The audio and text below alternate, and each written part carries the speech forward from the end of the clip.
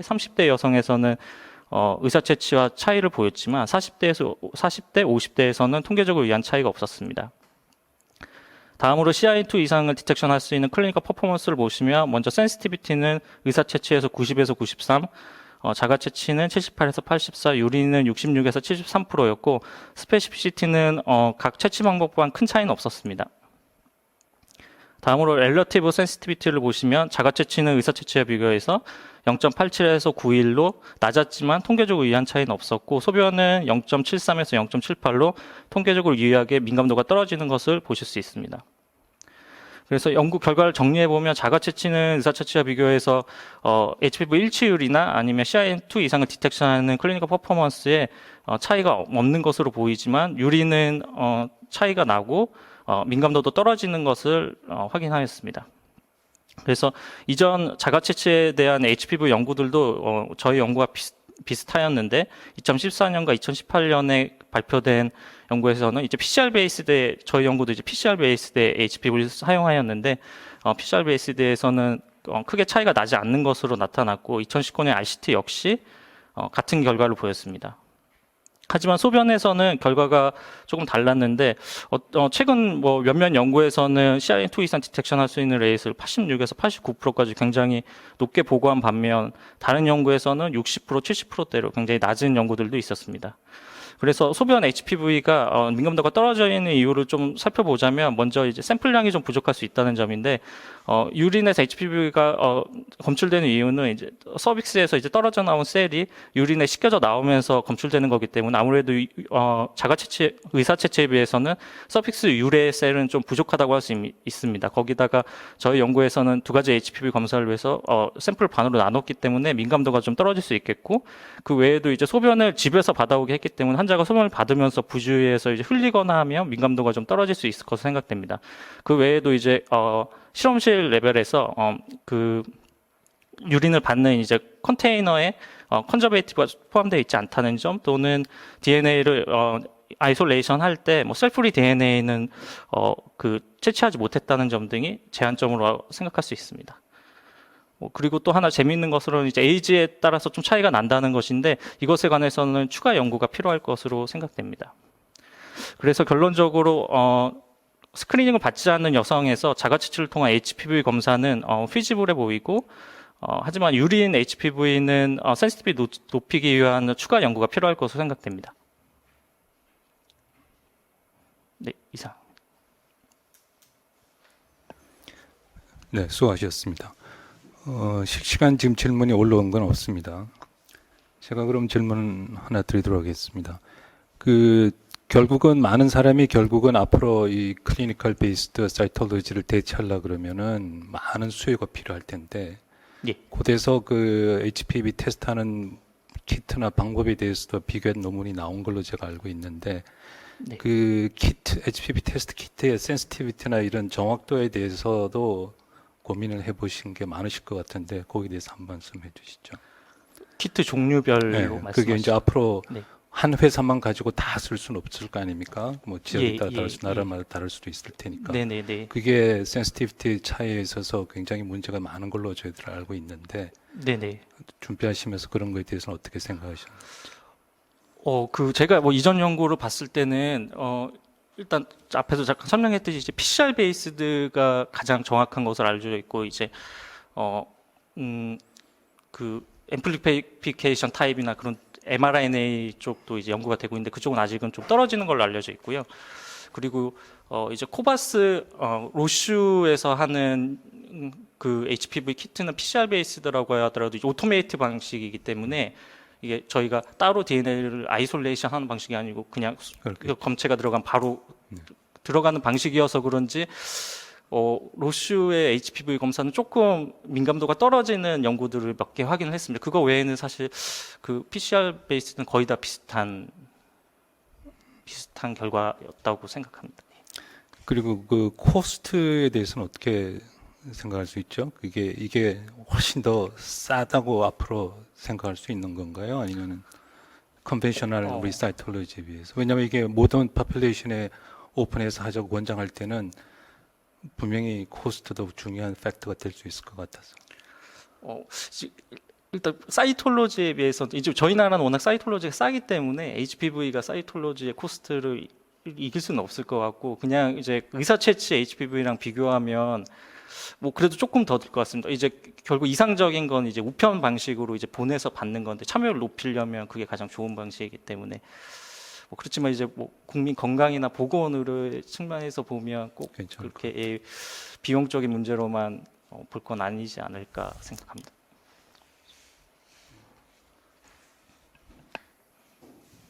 네, 감사합니다. 네, 감사합니다. 다음 세션은 분당 차병원 부인암센터의 최민철 선생님이 Real World Experience of Pembrolizumab Monotherapy에 대해서 발표를 하시겠습니다. Recurrent or Persistent Cervical Cancer Setting에서 KGOG 1041 스터디를 관해서 발표하시겠습니다. 부탁드리겠습니다.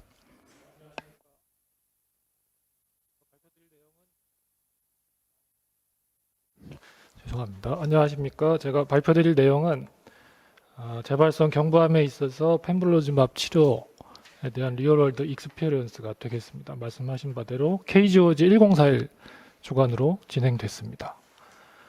재발성 경부암의 치료에 있어서는 기본적으로 시스플라틴 베이스의 케모세라피에 베바지주맙이라고 하는 배집 이니비터를 컴바인하는 트리트먼트가 지금 자리 잡아서 스탠다드 트리트먼트로 활용되고 있고 이 치료를 했을 때 메디안 오버롤 서바이벌은 17개월 정도로 연구 보고 결과가 이렇게 나와 있습니다. 다소 실망스러운 그런 결과를 할 수 있겠고 만약에 이 치료 실패했을 때 그 다음 라인의 트리트먼트에 대해서는 아직 제대로 정립되어 있는 바는 없습니다. 그래서 노벨 트리트먼트가 필요한 상황이고요. 그럼 한편 경부암은 이렇게 잘 알려져 있다시피 휴먼 파필로마 바이러스의 인펙션과 강한 연관성이 있는데요. 특히나 HPV의 두 가지 바이럴 온코진인 E6하고 E7이 HPV에 감염된 서빅스 셀의 말리그넌트 트랜스포메이션에 중요한 역할을 하는 것으로 알려져 있습니다. 따라서 이러한 부분들 자체가 그 면역 치료에 아주 매력적인 타겟이 될 수 있다 하겠습니다. 그래서 현재까지 재발성 경부암 또 메타스타틱 경부암 상대로 몇 가지 초기적인 임상 연구 보고 발표가 있었는데요. N수 보시면은 24, 98명 이런 정도 수준의 페이스 1, 2 그런 연구가 되겠습니다. 뒤에서 조금 더 말씀을 드릴 텐데 치료 반응률이라고 할 수 있는 오브젝티브 리스판스 레이트는 17%, 12%, 많게는 26%, 그러니까 20% 언저리 정도의 반응을 보인다고 할 수 있겠는데 우리가 생각했던 것보다 뭐 이렇게 팬시한 결과는 아니라고 할 수 있겠습니다. 하지만 아직 리얼월드 데이터는 부족한 거의 없는 상황이어서 그 부분을 한번 확인해 보고자 했습니다. 그래서 국내 16기관에서 재발성 경부암 환자한테 펜블로즈맙을 사용한 그런 케이스를 모아봤고 그래서 엔티튜머 액티비티와 세이프티 프로파일에 대해서 확인해 보고자 했습니다. 국내 16기관에서 총 모은 환자가 117명이 됐고요. 이 자리를 빌어서 여러 기관의 선생님들과 또 KGOG에 감사 말씀 먼저 드립니다. 그래서 이 환자들의 캐릭터리스틱을 보시면은 메디안 에이지는 53세고 이콕 퍼포먼스 스테이투스 요거는 보통의 임상 연구는 이렇게 양호하지 않은 사람들은 포함될 수가 없습니다. 제로나 원 이렇게 좋은 사람들만 그러니까 임상 연구에 들어가고 그것을 벗어나는 분들은 솔직히 클리니컬 트라이에 들어갈 수가 없거든요. 근데 저희는 이런 환자가 절반이 안 됩니다. 45명이고 나머지는 이렇게 임상 상태가 좋지 않은 상태에서 약이 들어간 걸 알 수 있겠고 병기는 뭐 다양하게 이렇게 나타났고 그리고 HPV 테스트는 대부분이 했을 거라고 생각했는데 한 61% 정도에서 시행했고 거기서도 또 14명은 음성인 결과를 보였습니다. 그리고 튜머에 대한 PD-L1 익스프레션은 이것도 한 61% 정도에서 테스트했고 테스트한 환자인 70% 정도인 60명에서 파지티브 소견을 보인 것을 확인할 수 있었습니다. 히스톨로지는 예후가 좋고 가장 흔한 스쿼머 셀 타입이 75%고 나머지 셀 타입은 다음과 같습니다. 그리고 치료 전에 타겟 리전의 합은 메디안으로 6.7cm가 됐었고 펜블로즈맙 치료가 세컨 라인으로 들어간 것이 32.5%, 나머지는 다 서드, 포스 이 라인으로 펜블로즈맙이 들어간 것을 알 수 있습니다.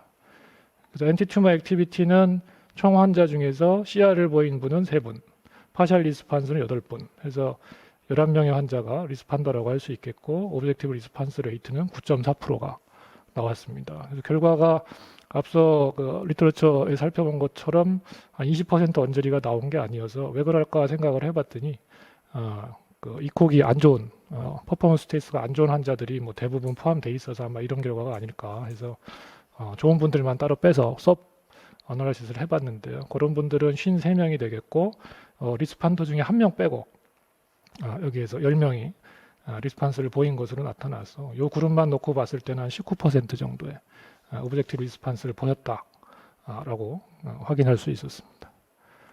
그리고 11명의 리스판더들에 대한 임상 정보들인데 뭐 간단히만 보시면은 HPV 테스트는 7명에서 시행했고 1명이 음성이었고요. 스코메스림에도 불구하고 그리고 아데노스퀘모스가 1명 있었고 나머지 10명은 다 스코머셀 타입이었습니다.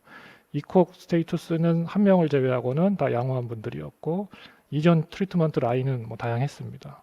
그리고 PD-L1 테스트도 4명은 시행을 하지 못한 것으로 나왔고 테스트한 7명 모두 다 양성으로 이렇게 보였습니다.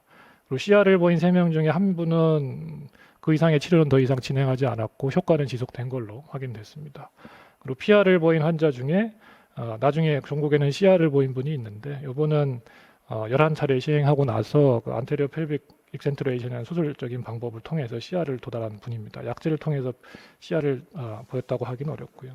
그리고 PR 중에 2분은 그 치료를 중단했는데 한 분은 리커에서 지금 치료 중에 있고 다른 한 분은 PD를 보여서 결국 사망하신 분이 이렇게 있었습니다.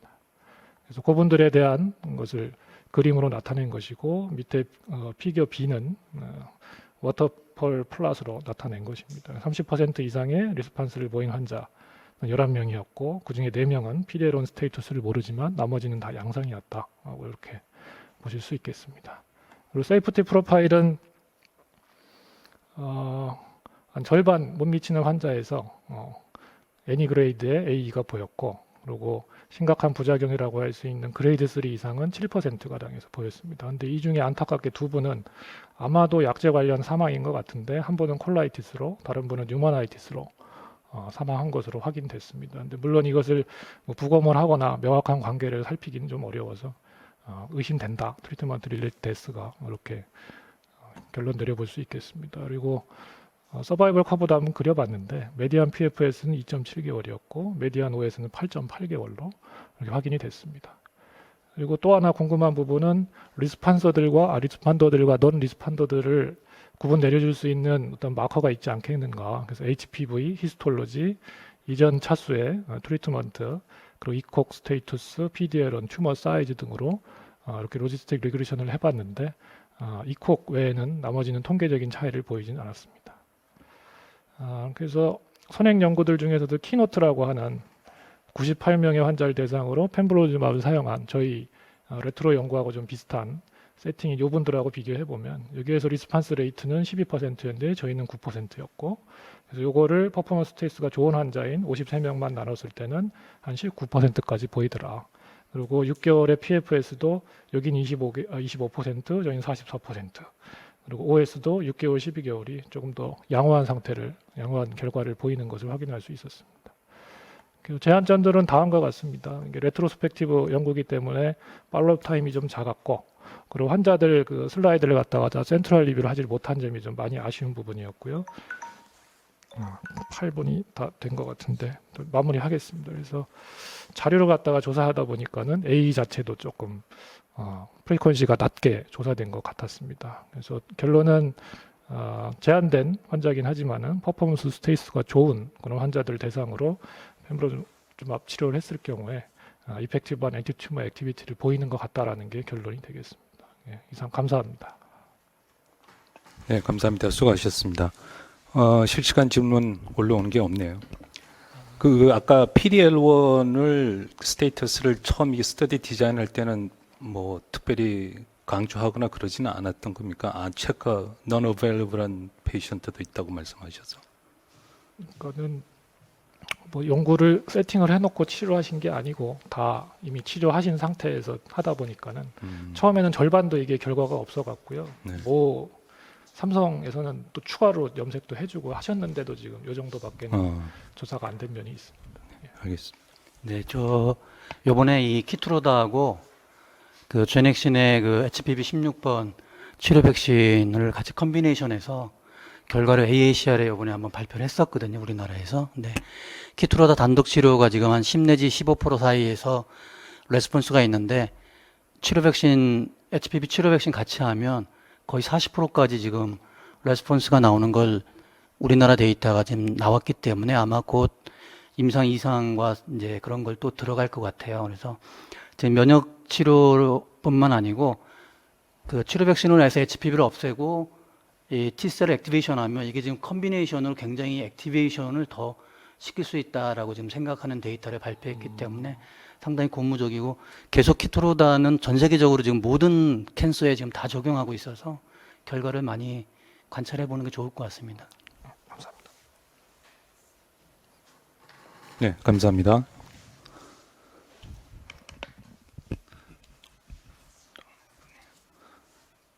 다음 연자는 서울대학병원, 서울의대 보라매 병원의 김태훈 선생님이 Impact of adherence of SEDIS criteria for post-operative adjuvant therapy in lymph node negative cervical cancer에 대해서 발표하시겠습니다. 김전 선생님 부탁드리겠습니다.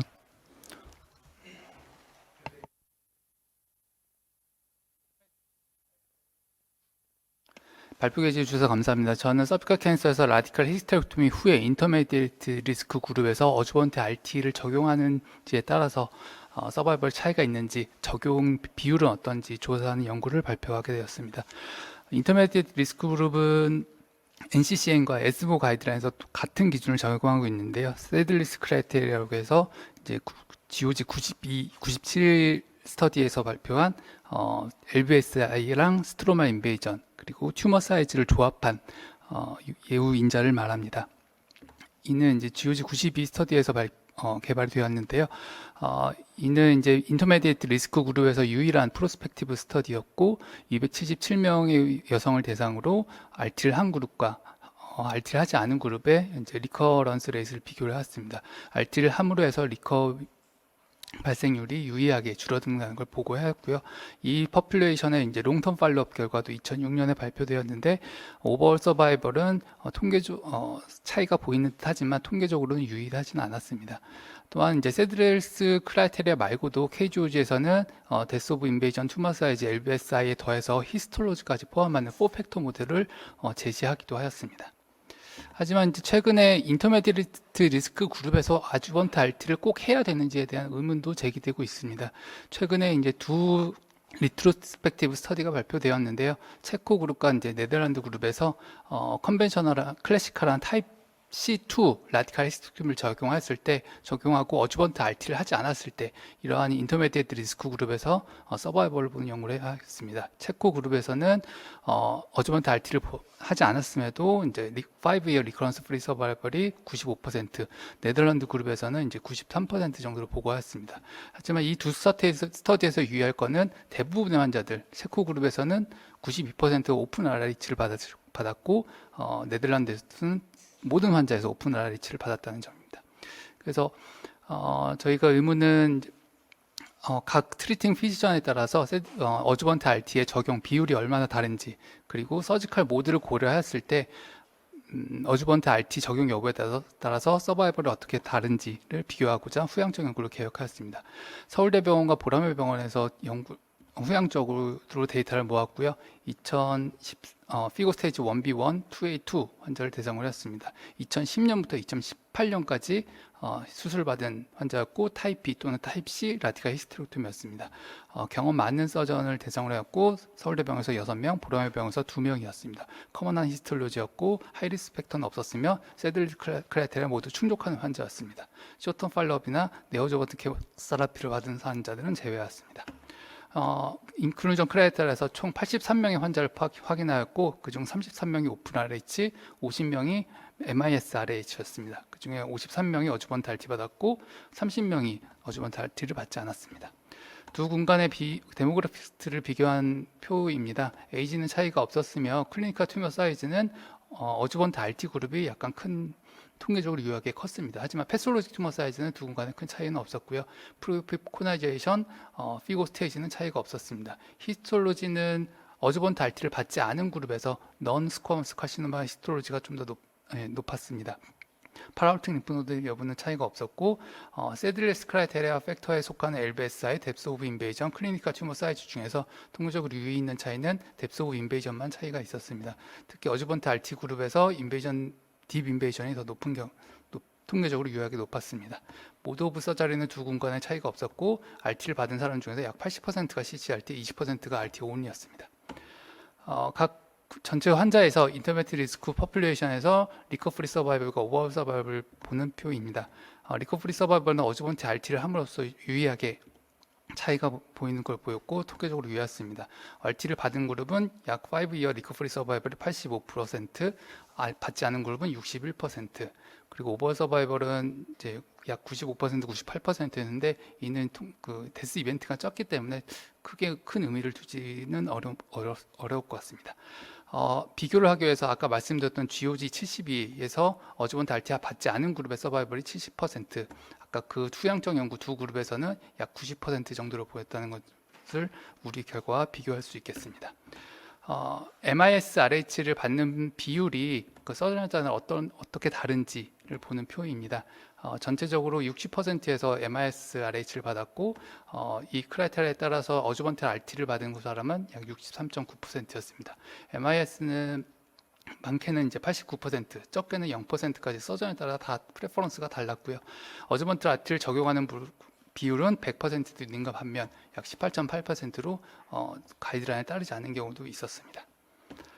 각 RH 모드에 따라서 얼마나 다른지 보는 표입니다. 서브그룹 어널리시스입니다. 오픈 RH 그룹에서는 그 어주번트 RT를 받았을 때 약 95%, 받지 않았을 때 64%, MIS RH 그룹에서는 어주번트 RT 받았을 때 77%, 받지 않았을 때 59%입니다. 저희가 인터메디에이트 그룹을 생각해 봤을 때 적어도 90% 이상의 서바이벌은 보여줘야지 예상이 되는데요. 이거를 보여줄 수 있는 거는 컨벤셔널 클래시컬한 그룹 오픈 RH에서 어주번트 RT를 한 그룹만이 보여줬습니다. 멀티베이터 어널리시스를 했을 때 에이지, 피고 스테이지, 히스토로지, 프라이어 코나이제이션, 모드 오브 서저리들을 조합하였을 때 어주번트 RT 적용 여부만이 유일한 리커에 대한 예우 인자였습니다. 리커를 한 사람들, 각 그룹에서 리커를 한 사람들의 패턴을 보고 지금 현재 상태를 보는 표입니다. 어주번트 RT를 받지 않은 그룹에서는 이제 센트럴 펠빅 리커는 당연히 이제 셀비지 RT가 들어가고 이 사람들은 셀비지 확률이 높다고 볼 수 있고 그 중에서 이제 아직까지 사망한 사람은 없습니다. 하지만 디스턴트 리커가 됐거나 아니면은 디스턴트 리커 된 사람들에서 이제 주로 사망이 발생하였습니다. 요약입니다. 어주번트 RT는 리커 위험을 이제 재발 위험을 확실하게 이제 줄여주게 되고요. 서전에 따라서 RT 적용 여부가 매우 다릅니다. 하지만 이제 MIS 그룹에서 어주번트 RT를 적용한다고 하더라도 리커버리 서바이벌 렛이 저희한테는 만족스러운 결과는 보이지 않았습니다. 리미테이션은 메디컬 레코드에서 라디칼리티를 타입 B인지 타입 C인지 확실하게 확인할 수는 없었고요. 케모세라피의 역할은 샘플 사이즈가 적은 관계로 고려하지 못했습니다. 데스 이벤트가 적었는데 어주번트 RT 후에 로컬 페일리어가 높았고 디스턴트 페일리어가 높은 반면에 생각보다 사망 이벤트가 높지 않은 것은 팔로우업이 적었기 때문으로 생각이 됩니다. 결론입니다. 이 인터메트 리스크 그룹에서 어주번트 RT를 적용하는지에 대한 것은 약 수십 년 동안 계속 컨트로버셜한 이슈였었고요. 제 개인적인 의견입니다만은 이제 어주번트 RT 수술 후에 로컬 리저널 리커러스는 셀비지 RT를 통해서 큐어 찬스가 있습니다. 그렇기 때문에 인터메트 리스크 그룹에서 어주번트 RT를 이제 디퍼링 하는 것은 디스턴트 리커의 위험이 낮다고 한다면 프랙티컬한 옵션으로 간주할 수가 있겠습니다. 또 하나는 이제 라디칼 히스테렉토미를 받은 인터메디에이트 리스크 그룹에서 라디칼 히스테렉토미만으로 약 70% 이상에서는 큐어 찬스가 있고요. 다시 말하면 이들 그룹에서 다 RT를 적용하면 70%는 이제 불필요한 RT를 받게 된다고도 생각할 수가 있습니다. 라디칼 히스테렉토미 자체의 본연적인 세라프틱 이펙트는 그의 라디칼리티와 그리고 모드 오브 서저리에 영향을 받는 걸로 생각이 되고요. MIS RH의 인페리어한 세라피틱 임팩트를 고려하였을 때 적어도 MIS RH를 받은 후 인터메디에이트 리스크 확인된 사람들은 스트릭트한 가이드라인 어데런스를 적용을 해야 되겠다고 생각합니다. 전체적인 결과를 요약한 표이고요. 이전 연구들 리뷰를 했을 때 얼리 스테이지 서비컬 캔서에서 전통적으로 어떤 수술을 하든지 인터미디에이트 리스크가 나왔을 경우 어저번트 RT를 하는 것이 가장 안전한 옵션이고요. 하지만 타입 C2 오픈 RH 라디칼리티가 충분히 확보됐다고 생각한다면 추가 치료를 하지 않는 것도 프랙티컬한 옵션으로 볼 수가 있겠습니다. 하지만 이제 MIS RH라든지 라디칼리티가 떨어지는 수술을 했을 경우에 인터미디에이트 리스크 그룹에서 어주번트를 RT를 하지 않는 것은 매우 위험한 옵션으로 볼 수가 있겠습니다. 네, 이상입니다. 네, 감사합니다. 그 MIS 그룹에서 하고 안 하고의 성적이 차가 난다는 그런 요즘 다른 이슈하고 겹쳐가지고 상당히 시사적인 것 같습니다. 그다음에 그 같은 인스티튜트에서 그 오퍼레이트에 따라서 그 세디스 크라이테리아를 채용하는 율이 굉장히 차가 나는데 거기에 대해서 혹시 뭐 디스커션이 있으셨는지, 왜 그렇게 차가 날 수 있는지, 안 하시는 분은 나름대로 뭔가 이유가 있으셨을 것 같아서. 저희가 이제 좀 낮은 분이 이제 보라매 병원에서 조금 낮은 분들이 있었는데요. 환자 측 요인도 있을 거라고 생각이 합니다. 뭐 환자가 뭐 어저번트 RT를 거부하는 요인도 있었을 거고요. 그리고 이제 레코멘데이션의 강도 자체가 좀 트리팅 피지션에 따라서 다를 수도 있다고 생각을 합니다. 이게 실시간 질문에 들어왔습니다. 시간이 조금 있지만 읽어드리겠습니다. 차의과대학교 분당차 병원의 박현 선생님이 MIS 그룹에서 에주번트 RT 효과가 적었습니다. MIS 그룹에서 디스턴스 메타스테시스가 더 흔했는지요? 질문이 들어왔습니다. 그 샘플 사이즈가 너무 작기 때문에 거기에 대한 이제 통계적 유의성은 보여주지는 못했습니다. 아이고, 또 질문돼.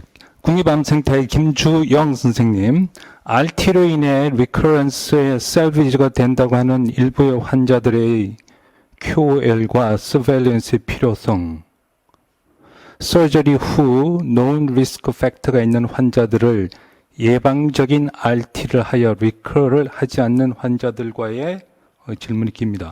QOL의 차이를 고려할 때 그래도 서저리 후 RT를 홀드하는 것을 더 좋은 옵션이라고 생각하지 않으시는지요?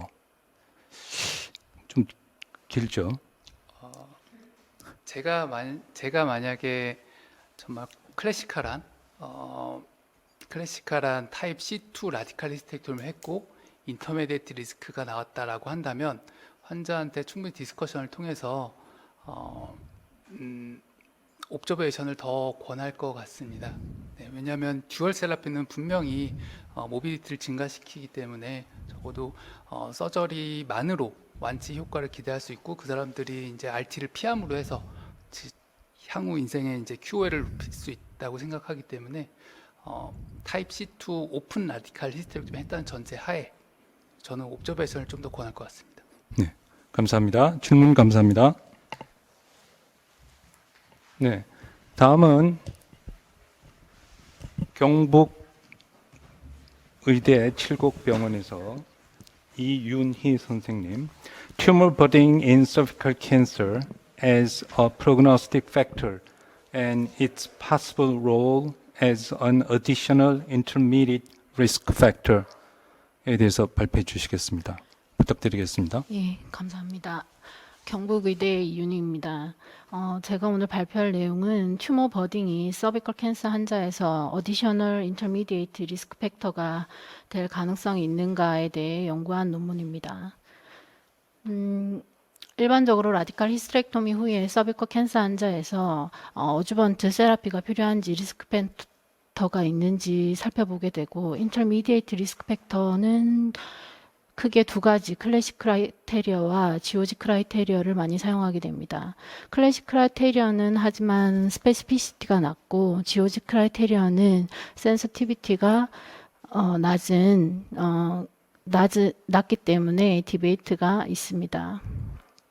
튜머 버딩은 다른 여러 암들에서 선행 연구가 이루어져 왔고 특히 콜로렉탈 캔서에서 임상적으로도 바이옵시 리포트에 쓰일 만큼 리스크 팩터로 알려져 있습니다. 그러나 저희 자이네콜로지 캔서에서는 아직 몇몇 연구가 미비하여 이 연구의 목적은 서비컬 캔서 환자에서 라디칼 히스테렉토미 후에 튜머 버딩의 프로그노스틱 밸류를 평가해 보고 그리고 어디셔널 인터미디에이트 리스크 팩터로서 가능성이 있는지 알아보고자 합니다. 2011년 2월부터 2015년 7월까지 저희 칠곡 경북대 병원에서 서비컬 캔서로 라디칼 히스테렉토미와 림프노드 다이섹션을 받은 136명의 환자를 레트로스펙티브하게 리뷰하였습니다. 환자 중에 수술 전에 케모를 받거나 RT를 받거나 싱크로너스 마일근 의시가 있는 환자는 제외하였습니다. 패솔로직 스페시멘 리뷰는 2명의 패솔로지스트가 블라인드 하에 리뷰를 하였고 저희 이 연구에서 튜머 버딩의 정의는 튜머의 인베이전 프론트 사이트 라인에서 동떨어져 있는 아이솔레이티드 싱글 캔서 셀이나 아니면 4개 이하의 스몰 셀 클러스터로 정의하였습니다. 그래서 저희는 튜머 버딩을 카운팅하는 방법으로 핫스팟 카운팅을 사용하였습니다. 결과 보시겠습니다. 환자의 기본 캐릭터리스틱입니다. 토탈 136명의 환자였고 피고 그레이드 1A가 68.4%로 가장 많았습니다. 그 뒤로 1B2가 13.2%의 환자가 속해 있었습니다. 히스톨로지로는 스퀘머셀 칼시노마가 66.9%, 아데노 CA 환자가 27.2%였습니다. 그 군을 리커군과 노리커군으로 나누었을 때 저희가 60개월, 미디안 팔로 기간이 60개월이었는데 리커군이 26명 생겼고 전체의 한 19% 정도를 차지합니다. 그래서 리커를 하는 하이 튜머 버딩의 컷오프를 5개로 저희가 정했는데 5개 이상의 하이 튜머 버딩을 보이는 율이 리커군에서 80%로 통계학적으로 유의하게 더 높았습니다. 튜머 버딩의 컷오프 밸류를 정하기 위해서 ROC 커브를 사용해서 분석을 해보았고 디지즈 프리 서바이벌에 대해서는 이 연구에서는 5개 이상 그리고 오버롤 서바이벌에 대해서는 8개 이상으로 정의하였습니다. 그래서 튜머 버딩이 카운팅된 환자는 전체 136명의 환자 중에 74%였고 5개 이상 카운팅된 환자는 5% 그리고 8개 이상 카운팅된 환자는 45%였습니다. 그래서 디지즈 프리 서바이벌에 영향을 주는 인자들을 분석하기 위해서 유니밸리에이티드 어널리시스를 시행하였고 에이지, 스테이지, 튜머 사이즈, 그리고 림포베스큘러 인베이전, 파라메테리얼 인베이전, 림프노드 메타스타시스, 그리고 튜머 버딩이 유의한 인자로 보였습니다. 튜머 버딩은 하자드 레시오 3.15로 유의하였습니다. 멀티베리에이티드 어널리시스에서는 에이지, 튜머 사이즈, 파라메테리얼 인베이전만 유의하였습니다. 오버롤 서바이벌도 똑같이 분석을 해본 결과 튜머 버딩이 유니밸리에이티드 어널리시스와 멀티베리에이티드 어널리시스에서 둘 다 유의하게 관찰되었고 하자드 레시오는 4.9였습니다. 그래서 하이 튜머 버딩 군과 로우 튜머 버딩 군의 서바이벌의 차이를 알아보기 위해 카플란 메이어 서바이벌 플러스를 사용했습니다.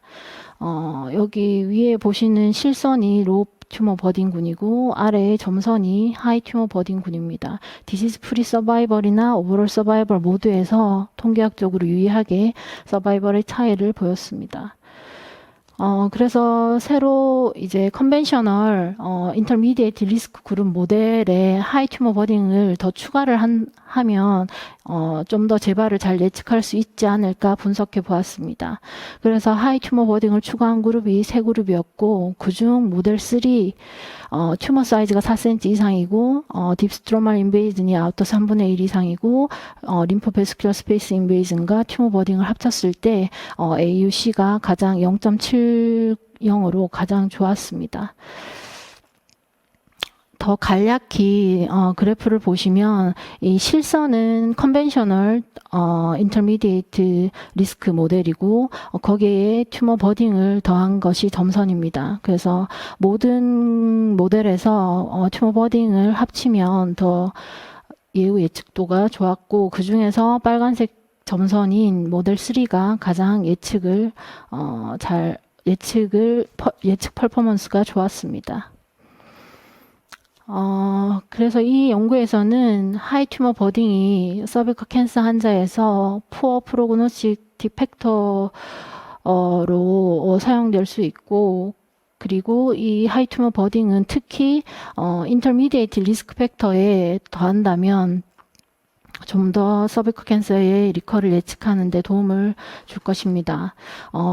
이전 선행 연구로 후황 등이 연구한 것의 결론과 저희의 연구 결과가 일치하는 결과를 얻었습니다. 저희 서비컬 캔서는 아직 튜머 버딩에 대한 컷오프 밸류가 컨센서스가 이루어지지 않았습니다. 그래서 저희 연구에서는 리커에 대한 컷오프 밸류를 5로 잡았고 그 인터널 밸리데이션을 했을 때 유의하게 나왔지만 레트로스펙티브한 연구이고 스몰 사이즈이기 때문에 좀 더 라저 클리니컬 스터디가 필요할 것으로 보입니다. 결론입니다. 하이 튜머 버딩은 서비컬 캔서의 프로그노스틱 팩터가 될 수 있고 특히 컨벤셔널 인터미디에이트 리스크 모델에 추가한다면 좀 더 튜머 리커런스를 잘 예측할 수 있을 걸로 보여집니다. 감사합니다. 네, 감사합니다. 시간이 거의 다 됐는데 실시간 질문 사항은 올라온 게 없습니다. 하나만 튜머 버든의 크라이테리아가 확정적이지 않다는 그거는 뭐 특별한 이유가 있는 건가요? 어려운 테크놀로지도 아닌데 아니면 결과가 다 다르게 나오기 때문에 아직은 셋업하기 힘든 건가요?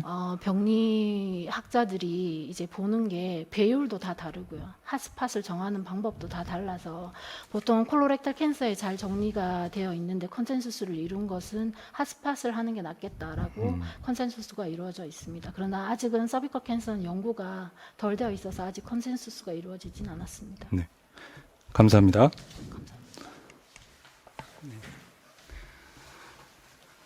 다음 연자는 할리무드의 주연지 선생님이시고요.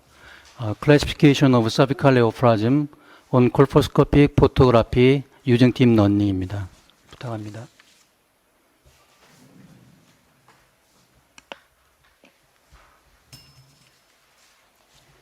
안녕하세요. 저는 이번 발표를 맡은 강남 성심병원 산부인과 전공의 3년차 주현지라고 합니다. 제가 발표드릴 내용은 AI를 이용한 콜포스코픽 진단 모델입니다. 한림대학교 의료원 의료인공지능센터에서는 다양한 연구를 진행하고 있으며 위 내시경과 대장 내시경에서 네오플라즘 진단 모델을 개발한 바 있고 상용화 단계에 와 있습니다. 먼저 이번 연구의 프로토타입 모델을 보여드리도록 하겠습니다. 한림대학교 메디컬 센터 인트라넷에 접속하여 콜포스코픽 이미지를 입력하면 인공지능 모델이 판독을 예측하게 됩니다. 첫 번째 이미지를 보시면 97%의 확률로 CIN3로 예측을 하고 있으며 캠 이미지를 보시면 CIN3로 예측하는 근거가 된 리전을 확인할 수 있습니다. 두 번째 콜포스코픽 이미지는 97%의 확률로 CIN1을 예측하고 있으며 마찬가지로 캠 이미지를 보시면 그러한 진단을 내리게 된 근거가 된 리즌을 확인하실 수 있습니다. 서빅스컬 캔서는 팝 테스트, 콜포스코픽 바이옵시 등 스크리닝을 통해 사망률을 낮출 수 있으나 콜포스코픽 다이그노시스는 민감도와 특이도가 바라이어빌리티가 큰 검사로 검사자의 스킬에 영향을 크게 받는 검사로 알려져 있습니다. 최근에는 산부인과뿐 아니라 여러 의학 영역에서 AI가 적용되고 있으며 이번 연구에서의 콜포스코픽 진단 모델이 콜포스코피의 진단적 버라이빌리티를 낮춰주고 서비컬 리전에 대해서 바이옵시 필요성이나 리스크 여부를 판단하여 스페셜리스트에게 트랜스퍼 할 것이냐 여부를 결정하는 등 1차 의료에 도움이 될 것으로 생각됩니다. 강남 성심병원, 동탄 성심병원, 서울 성모병원 3개의 대학병원에서 이번 연구가 진행되었으며 환자 1명당 가장 좋은 퀄리티의 이미지 한 장을 사용을 했고 3에서 5% 아세틱 엑시드로 워싱한 화이트 라이트 이미지를 사용했습니다. 코니제이션 바이옵시 결과 최종적으로 업노말이라고 판단된 경우를 네오플라스틱 리전으로 보았고 노말군은 바이옵시로 컨펌할 수 없었기 때문에 팝 테스트가 노말이면서 익스퍼트 자이네콜로지스트가 시행한 콜포스코픽상 논스페시픽하게 확인된 경우를 노말 리전으로 보았습니다. 기존에 많이 사용되어 오던 CIN 시스템과 P16 바이오마커를 이용해 주관성을 낮추고 지연성이 높다고 알려진 라스트 시스템 두 가지 히스토패솔로지 판독이 모두 존재하는 환자들을 대상으로 하였습니다. 그리고 모델을 만드는 데 있어서는 5가지 클래시피케이션을 설정했고 기존의 시스템대로 2가지의 멀티 클래스 클래시피케이션과 로우 리스크와 하이 리스크로 바이너리 클래시피케이션을 구분하여 예후나 치료 플랜을 계획하는 데 도움이 될 수 있게끔 클래시피케이션을 설정하였으며 마지막으로는 노말과 그 외의 네오플라즘으로 바이너리하게 나눠 바이옵시 필요성 여부를 판단할 수 있는 니드 투 바이옵시 시스템으로 5가지 분류를 사용하였습니다. 이미지는 센트럴 클로핑을 시행하였고 클래스 간 프리퀀시 차이를 보정하기 위해서 데이터 오그멘테이션을 시행하였습니다. 다음과 같이 이미지를 회전하고 대칭하여 한 가지 이미지를 여러 장으로 변환하여 사용하였습니다. CNN 모델에 기술적으로 사용된 시스템적인 내용은 다음과 같습니다. 다음과 같은 여러 지표를 분석에 사용하였고 클래스 액티베이션 맵, 약어로 캠 이미지를 보시겠습니다. 저희 모델을 임상에서 적용한다고 생각을 했을 때 먼저 C 이미지를 보시면 콜포스코픽 이미지를 모델에 적용하여 서빅스 리전을 캠으로 디텍션을 하게 되고 다음과 같이 C에서 바이옵시가 필요하다라는 판단을 내릴 수가 있습니다. 그 다음으로는 바이옵시 여부와 별개로 A나 B와 같이 2가지 CIN과 라스트 시스템을 이용하여 리스크 여부가 하이냐 로우냐로 예측을 해서 추후 플랜을 결정하는 데 도움을 줄 수 있습니다. 멀티 클래시피케이션에서 바이옵시 결과와 모델 예측 결과를 비교하는 히트맵입니다. 멀티 클래스에서의 결과는 어큐러시가 비교적 낮게 확인되었습니다. 다만 바이너리 모델을 보았을 때는 ROC 커브를 봤을 때 2가지의 CIN과 라스트를 하이와 로우로 나눈 바이너리 모델과 니드 바이옵시 바이너리 모델을 비교해 보면 A6C는 각각 바이너리 CIN 시스템에서는 0.781, 바이너리 라스트 시스템에서는 0.708, 그리고 니드 바이옵시에서는 0.947로 가장 높게 확인되었습니다. 이번 연구는 레트로스펙티브한 스터디로서 데이터 임밸런스의 한계 및 멀티센터 디자인으로 인해 이미지 헤테로지네시티에 문제가 있었으며 자동화 클로핑 과정에서 서빅스 일부가 포함되지 않았다는 점이 있고 데이터가 적어 퍼포먼스가 푸어하다는 한계점이 있습니다. 다만 현재까지의 머신러닝 모델 중 이번 연구는 가장 큰 표본으로 이루어진 스터디이며 펀치 바이옵시가 아닌 코니제이션 컨펌 결과를 사용했던 점에 의의가 있고 3곳의 센터에서 이미지를 모았고 펄스 포지티브를 낮추기 위해서 CIN 그리고 라스트 모든 타입의 클래시피케이션을 사용했다는 점에 의의가 있습니다. 다시 말씀드리면 이번 스터디는 CIN 시스템이 아닌 라스트 시스템을 머신러닝 모델에 적용한 첫 번째 레포트이며 경험이 부족한 클리니션이 니드 투 바이옵시 모델을 통해서 바이옵시 필요성을 판단하거나 바이너리 모델을 통해서 하이 리스크인지 로우 리스크를 판단하여 스페셜리스트에게 트랜스퍼 할 것인가 여부를 결정하는 등의 디시전에 도움이 될 것이라고 생각됩니다. 또한 바이옵시 여부를 결정하기에 앰비겨스한 리전에 대해서도 판단을 하는데 도움이 줄 수 있을 거라고 생각합니다. 이번 연구에 함께 해주신 감사한 분들입니다. 이상입니다. 네, 강의 감사합니다. 지금 아직 질문은 안 들어왔고 사실은 이 질문보다는 앞으로 흐름이 이걸로 갈 거라고 보고 있거든요. 왜냐하면 콜포스코피스트를 우리가 양성하는 데는 상당히 시간도 걸리고 너무 센시비티가 차이가 많기 때문에 앞으로 이 딥러닝 AI 시스템을 이용해서 콜포스코피나 서비코그라피 등이 바뀔 거라고 보고 있습니다. 감사합니다. 그럼 나중에는 결국 실시간으로 결과를 바로 그 자리에서 볼 수 있는 거겠죠? 네. 디벨롭 되면. 아까 처음에 보여드렸던 동영상처럼 네. 실제로 이미지를 넣으면 바이옵시가 필요한지 여부가 그 자리에서 바로 네. 답이. 배치가 됩니다. 다음은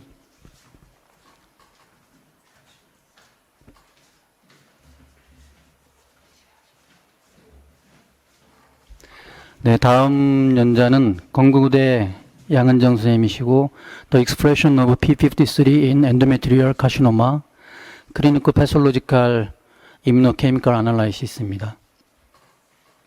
네, 안녕하십니까. 저는 건국대병원 전임의 양은정입니다. 제가 오늘 발표하고자 하는 내용은 엔도메트리얼 캔서에서 P53 익스프레션이 임상 병리학적 특징과의 연관성과 서바이벌 아웃컴에 대한 내용입니다. 자궁 내막암에 관여하는 진 뮤테이션은 타입 1 엔도메트리얼 캔서와 타입 2로 바이오마커가 다르게 작용할 수 있는데, 타입 1 엔도메트리얼 캔서에는 KRAS, PTEN 등이 관여하는 것으로 알려져 있고, 타입 2 엔도메트리얼 캔서에는 P53, RB 프로테인의 뮤테이션 등이 관여하는 것으로 알려져 있습니다. 이 중 타입 2 엔도메트리얼 캔서의 P53 뮤테이션은 80에서 90% 정도 관찰되는 것으로 알려져 있습니다. 타입 2 엔도메트리얼 캔서에서 바이오마커로 알려진 P53은 알려진 튜머 서프레서 진으로서 셀 사이클 레귤레이션, 그리고 그루스 어레스트, 에이포토시스, 디프런시에이션, DNA 리페어 등에 관여하는 것으로 알려져 있고, 이런 P53 뮤테이션이 발생을 하게 되면 정상적인 기능을 상실하면서 암의 원인이 되는 것으로 알려져 있습니다. 또한 P53의 뮤테이션으로 인하여 정상 P53에 비해서 하프타임이 길어지면서 세포의 핵 내에 축적이 되면서 이뮤노히스토 케미컬 스테이닝으로 확인이 될 수 있습니다. 자궁 내막암 환자에서 그 여러 바이오마커들의 예측 인자로서의 유효성에 대한 여러 논문을 통하여 P53 익스프레션은 자궁 내막암에서 프로그노스틱 팩터로서 유효성이 있다는 결론이 있었으며, 이는 히스톨로직 타입, 히스톨로직 그레이드, 그리고 피고 스테이지, 마이오메트리움 인베이전과 림프노드 스테이투스, 오버럴 서바이벌 등과 관련이 있음을 보고하였습니다. 또한 이러한 P53이 익스프레션 된 경우에는 익스프레션 되지 않은 환자에 비해서 좋지 않은 예후가 있다는 보고가 된 적이 있습니다. 또한 서바이벌 아웃컴에 대한 여러 스터디를 통하여 P53 포지티브 그룹과 P53 네거티브 그룹을 비교하였을 때 프로그레션 프리 서바이벌과 오버럴 서바이벌을 비교하였을 때 유의미한 감소가 있음을 보고한 적이 있습니다. 이에 본 연구는 엔도메트리얼 캔서에서 P53 익스프레션이 클리니코 패솔로지컬 특징과의 코릴레이션을 확인하고자 하였고, 또한 프로그레션 프리오블 서바이벌과 오버럴 서바이벌에 대한 서바이벌 레이트를 확인함으로써 P53 익스프레션이 프로그노스틱 팩터로서의 역할을 하는지 여부를 확인하고자 하였습니다. 본 연구는 2007년 4월부터 2020년 3월까지 건국대학교 병원에서 엔도메트리얼 캔서로 진단받은 환자 중에 면역 병리 검사에서 P53 검사를 시행한 158명의 환자를 대상으로 한 레트로스펙티브 스터디입니다. 그 면역 병리 검사에서 P53의 스테이닝 유무에 따라서 포지티브와 네거티브로 분류를 하였고, 포지티브는 158명 중에 53명, 네거티브는 153명 중에 105명으로 확인되었습니다. 클리니컬 캐릭터리스틱스로 에이지, 히스톨로직 타입, 그레이드, 스테이지, 마이오메트리얼 인베이전, 아데넥살 인벌브먼트, 림포바스큘라 스페이스 인베이전과 림프노드 인베이전에 따라 보았습니다.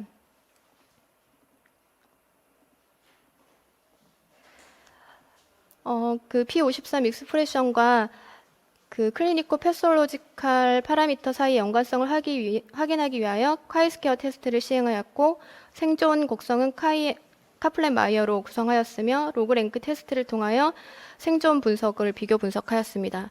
모든 분석은 SPSS로 시행을 하였습니다. 리절트입니다. 158명의 환자 중에 60세 미만의 환자는 128명이었고 60세 이상의 환자는 30명으로 확인되었습니다.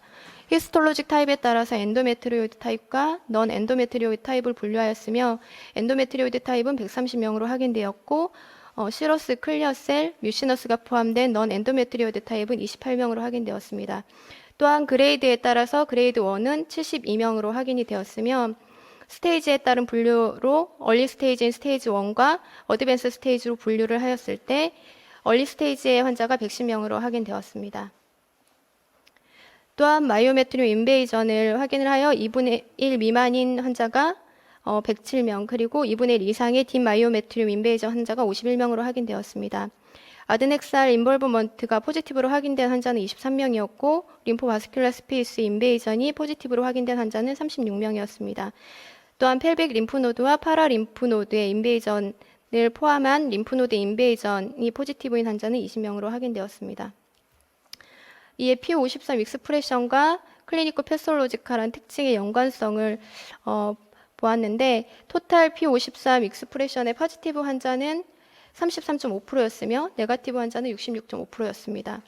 나이와 P53 익스프레션에 대한 연관성을 확인하였을 때 P-밸류 0.03으로 P53 익스프레션이 올드 에이지와 관련이 있음을 확인할 수 있었고 히스톨로직 타입에 따라서는 P-밸류 0.04로 유의미한 차이가 있어 넌 엔도메트리오이드 타입과 P53 익스프레션이 관련이 있음을 확인할 수 있었습니다. 그레이드에 따라서 P-밸류에 유의미한 차이가 있었으며 이는 하이 그레이드가 P53 익스프레션과 관련이 있음을 확인할 수 있었습니다. 또한 어드밴스 스테이지에서 P53 익스프레션과 관련이 있음을 확인할 수 있었습니다. 다음은 마이오메트리오 인베이전을 확인을 하였을 때 P-밸류 0.013으로 딥 마이오메트리오 인베이전이 P53 익스프레션과 관련이 있음을 확인하였고 아드넥살 인볼브먼트와 림포바스큘라 스페이스 인베이전에 대해서도 확인하였을 때 포지티브 그룹이 P53 익스프레션과 관련이 있음을 확인하였습니다. 서바이벌 아웃컴에 대해서는 오버럴 서바이벌과 프로그레션 프리 서바이벌에 대해서 확인을 하였으며 평균 오버럴 서바이벌은 P53 네거티브 그룹에서는 155개월, 그리고 P53 포지티브 그룹에서는 145개월이 확인이 되었으며 P-밸류 0.019로 유의미한 차이가 있었습니다. 또한 프로그레션 프리 서바이벌에 대해서도 P-밸류 0.017로 유의한 결과가 확인되었습니다. 본 연구의 제한점으로는 레트로스펙티브 스터디라는 점이고 자궁 내막암에 관여하는 여러 바이오 마커들이 있음에도 불구하고 본 연구는 P53 단독으로 진행한 연구이며 이에 따라 P53이 독립적인 예측 인자로서의 역할을 하는지 여부에 대해서는 확인할 수 없었습니다. 또한 본 연구의 강점으로는 환자들의 롱텀 팔로업으로 진행이 되었다는 점입니다. 결론입니다. P53 익스프레션 올드 에이지와 넌 엔드메트리오이드 타입, 그리고 하이 그레이드, 어드밴스드 스테이지, 딥 마이오메트리움 인베이전, 아드넥살 인볼브먼트, 그리고 림포바스큘라 스페이스 인베이전과 관련이 있음을 확인하였고, 그리고 프로그레션 프리 서바이벌과 오버럴 서바이벌에 대한 유의미한 차이가 있으므로 P53 익스프레션이 된 경우에 로 서바이벌 레이트와 관련이 있음을 확인하였습니다. 이에 P53의 오버 익스프레션은 푸어한 프로그노시스를 예측할 수 있는 유효한 예측 인자로서 의미가 있음을 확인하였고 하지만 추후 치료의 여부에 대한 것에서는 P53이 익스프레션 된 것 단독만으로는 결정하기는 힘들지만 그 추후 치료에 대한 그 여부를 결정할 때 P53의 발현 유무가 예측할 수 있는 유효한 인자로서 작용할 수 있음을 확인할 수 있었습니다. 이상으로 발표를 마치겠습니다. 네, 감사합니다. 기존의 연구들하고 큰 차이는 없고 P53 뮤테이션이 예후가 나쁘다는 거하고 일치한 논문인 것 같습니다. 지금 다른 질문들이 아직 들어오지 않아서요. 그러면 다음 연재로 넘어가겠습니다.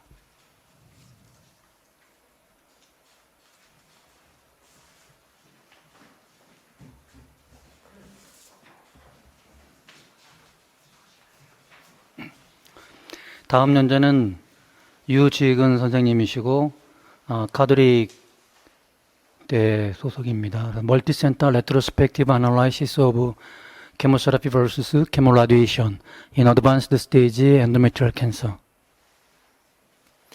예, 소개 말씀 감사합니다. 대전성모병원 산부인과 유지근입니다. 제가 오늘 말씀드릴 내용은 진행성 자궁내막암에서 케모세라피 단독 또는 케모세라피와 RT를 병합한 복합요법에서 생존 분석 그리고 독성 분석에 대해서 말씀드리고자 합니다. 비교적 좋은 예후를 보이는 자궁내막암은 그러나 진행된 병기에서는 재발률이 높고 그리고 또 원격 전이가 많기 때문에 항암 치료가 주된 치료로 생각되고 있습니다. 대표적으로 GOG 1, 2 트라이얼에서는 기존에 사용해졌던 AP 홀 업도미널 RT와 AP 케모를 비교를 하였을 때 아드리마이신 시스플라틴 항암 치료가 더 우월한 치료 효과가 있음이 증명이 되었습니다만 항암 치료만을 시행을 하였을 때는 바제날 그리고 펠빅 리커런스가 많이 있음이 관찰이 되었기 때문에 그 대안으로서 항암 치료와 방사선 치료를 같이 병용하는 복합요법에 대해서 많은 연구가 진행이 되었었습니다. 대표적으로 작년에 발표되었었던 포텍3 트라이얼에서 항암 방사선 복합요법이 방사선 단독 치료에 비해서 5년 생존율과 5년 재발률을 현저히 더 개선시킴을 확인을 할 수가 있었는데, 반면에 케모세라피 단독과 케모 RT 복합요법인 GOG 258 트라이얼에서는 그 양군 간에 거의 비슷한 생존율을 보였기 때문에 우리가 기대했던 바와는 좀 다른 결과가 나왔었습니다. 하지만 항암 방사선 복합요법은 항암 치료 단독에 비해서 어드밴스드 스테이지에서 더 좋은 치료 효과를 보인다는 많은 레트로스펙티브 연구가 있었던 것이 사실입니다. 그래서 여러 연구들을 우리가 쉽게 좀 찾아볼 수가 있었고요. GOG 258 트라이얼에 대한 여러 가지 비판들이 있는데, 그 중에서 대표적인 걸 몇 가지 살펴보면, 첫 번째로는 항암 치료의 횟수가 6회가 아닌 4회다. 그리고 이것은 통상적으로 우리가 널리 쓰이고 있는 항암 치료 요법과는 거리가 좀 있다. 그리고 또 방사선 치료를 시행을 함으로써 항암 치료가 효과를 발휘하기 위한 시간의 딜레이가 생겼다. 이러한 단점들이 있었습니다. 그래서 본 연구진은 항암 방사선 복합 치료가 진행성 자궁 내막암에서 단독 항암 치료보다 더 효과가 좋을 것이라고 예상을 하고, 그래서 양군 간의 생존 분석 그리고 독성에 대한 분석을 멀티센터 트라이얼로 진행을 하기로 계획을 하였습니다. 본 연구는 가톨릭 중앙의료원 산하 8개 기관 중에 6개 기관인 서울성모병원, 여의도, 의정부, 부천성모병원과 대전성모병원 그리고 성빈센트병원에서의 자궁내막암 환자들이 데이터를 수집하여서 진행하였습니다. 2009년부터 2018년까지 자궁내막암 3기로 진단이 되었던 환자 중 셀 타입은 엔도메트리오드 시러스, 클리어셀 믹스드 타입으로 국한을 하였고, 자궁 절제술을 포함한 수술적 치료 후에 어드주번트 트리트먼트를 시행받은 환자들만을 대상으로 하였습니다. 그래서 카플란 마이어 곡선을 통해서 디지즈 프리 서바이벌을 분석을 하였고, 그리고 리커런스의 패턴과 톡시시티에 대해서 분석하였습니다. 결과입니다. 1096명을 대상으로 하여서 분석을 한 결과 스테이지 3 그리고 어드주번트 치료를 받고 팔로업이 충분히 된 환자는 106명이 관찰되어서 이 106명에 대해서 분석을 진행하였습니다.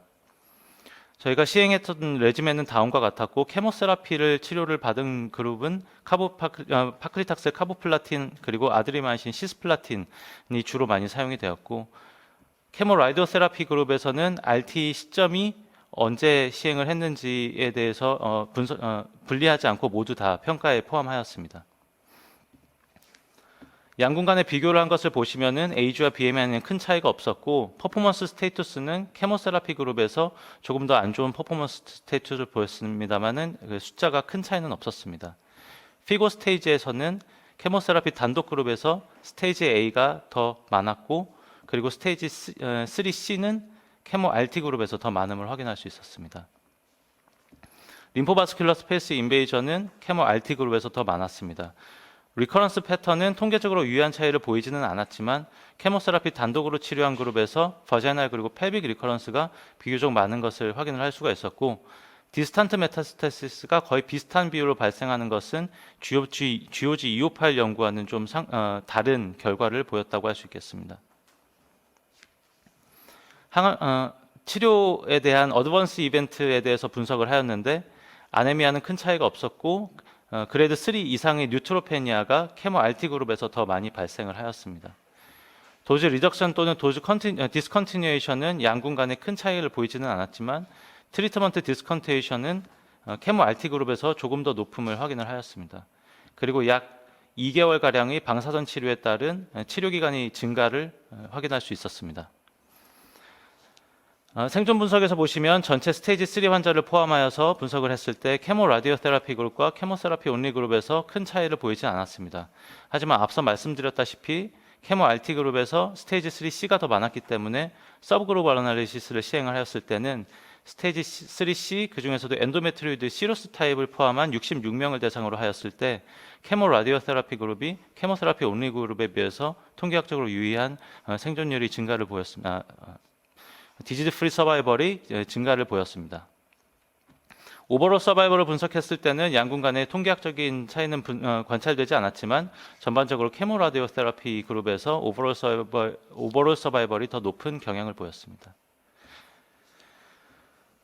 진행된 자궁 내막암에서 케모테라피와 RT를 병용하는 것은 그 이론적 근거는 충분하다고 할 수 있겠습니다. 하지만 GOG 258 연구에서 보였다시피 우리 이론적 근거와는 달리 실제로의 효용성이 증명이 된 바는 아직은 없었습니다.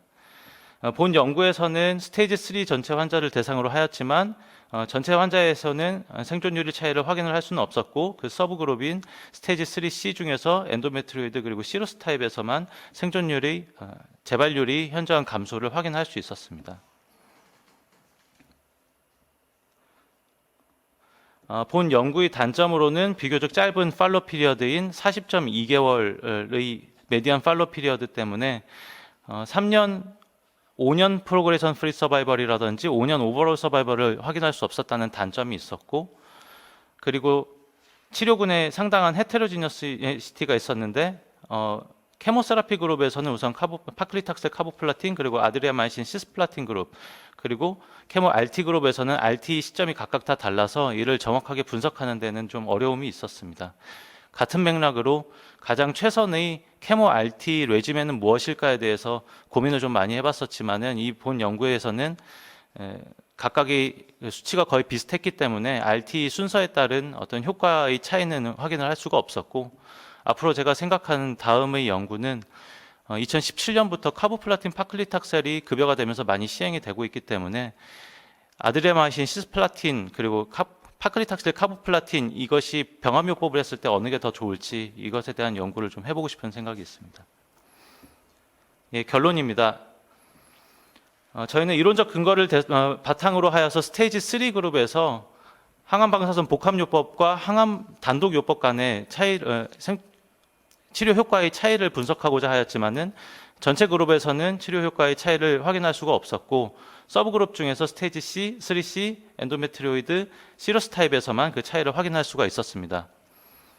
케모 라디오 세라피 복합요법은 톡시시티와 관련된 치료의 중단이나 치료의 감량과는 밀접한 연관은 없었습니다만, 항암 치료는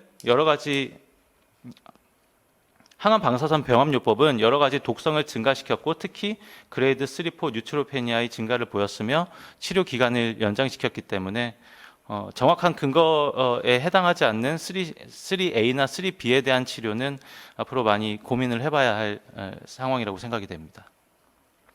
네, 경청해 주셔서 감사합니다. 네, 수고하셨습니다. 그 스테이지 3C에서만 더 특이하게 의미 있게 나왔는데 네. 혹시 RT를 홀 에브도멘을 전부 하신 건가요? RT 환자는 전부? 아니면 펠비스하고 에브도멘이 따로 있는 건가요? RT의 모달리티를 분석했을 때 대부분은 펠빅 RT 그리고 파라 아울틱 RT 이렇게를 많이 시행했고 홀 펠빅 RT를 시행한 경우는 많지 않았습니다. 거의 없는 정도였습니다. 그러니까 홀 에브도멘이 많다는 거죠? 펠빅 RT 그리고 파라 아울틱 그 보조적으로 시행한 경우가 많았습니다. 네, 그 부분만. 네. 네, 지금 김대현 선생님이 울산의대에서 RT 범위는 어땠냐고 물어봤는데 지금 제가 질문한 거하고 똑같은 것 같습니다. 네. 네, 감사합니다. 감사합니다.